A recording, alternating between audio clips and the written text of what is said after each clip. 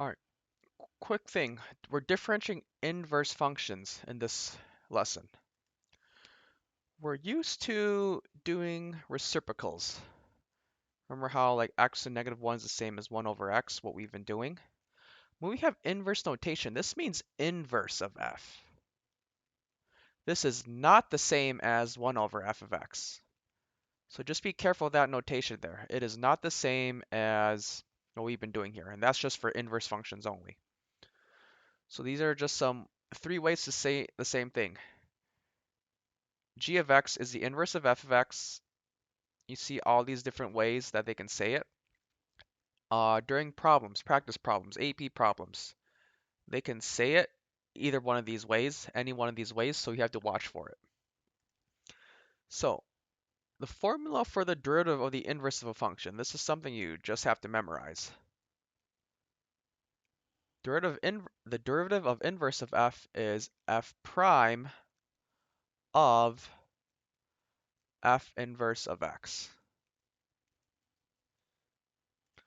So let's do some practice problems right here. What is the value of g prime of 1? See g, well, we have to first find g prime of x. Let's just write out the derivative again. G prime of x is 1 over f prime of f inverse of x. So now, if you want to find g prime of 1, that's 1 over f prime of f inverse of 1. So what's f inverse of 1?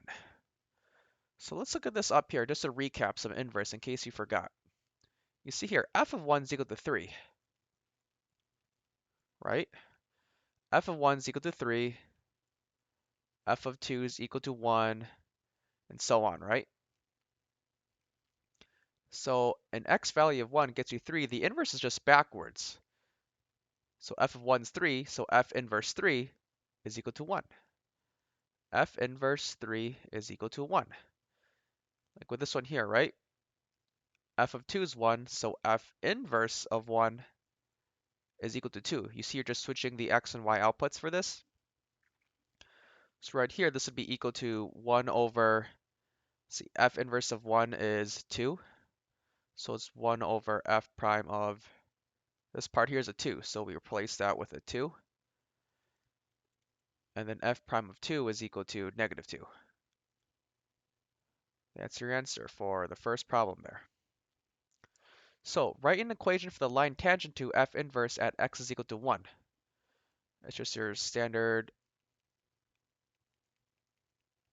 equation of the tangent line formula. So y minus, well, when x is 1, f of x is 3. Be careful there. Well, sorry, no, for the inverse. So we're using 1 comma the inverse function, which is 2, 1 comma 2. Because it's the line tangent to the inverse function, not the original function f, which like the mistake I made just now earlier. So it's y minus, sorry, it's y1, x1. I did y0 on accident. So y minus 2 is equal to m, which is -1/2, times parentheses x minus 1. Right there. So, right here, last couple of problems. Let g be a differentiable function such that, all this stuff. The function h is differentiable and h of x is equal to g inverse of x for all x. What's the value of h of x, h prime of x? First, let's find h prime of x.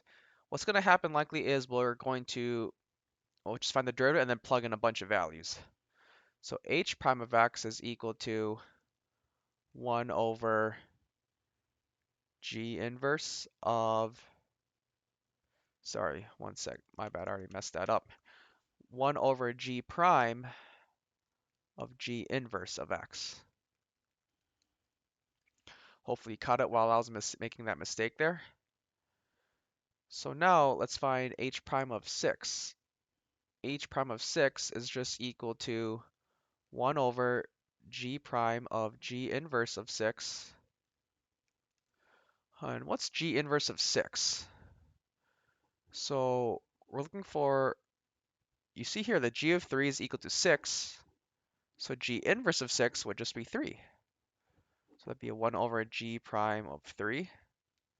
And what's g prime of 3? That's negative 2. So it's just 1 over negative 2 as an answer here. 4. If f of x is equal to 3x cubed plus 1 and g is the inverse function of f, what is the value of g prime of 25? Um, let's see. So if you want to find the derivative of, well, g prime of 25, well, g is the inverse of f. So g prime of, I'm going to just skip a step here. G prime of 25 would just be 1 over f prime of f inverse of 25. So now the question is, what is f inverse of 25? One thing I want to recall here. When we say find an inverse, right, they're just asking, like here, for what x value do you get an output of 25? So like for what x input do you get an output of 25? This is like back here, up here. If you're looking at f of 1 is equal to 3, right? F inverse of 3, if we're finding like f inverse of 3, they're asking for what x value do we get a y value of 3? And the answer there is 1. So here what we want to do is we can set 25 equal to 3x cubed plus 1. Because we're trying to find out what x input do we get an output of 25. So that becomes 24 equals 3x cubed. Divide both sides by 3. 8 is equal to x cubed. And you see, if you cube root both sides, x is equal to 2. Because 2 times 2 times 2 is 8. So therefore, f inverse of 25 is just 2.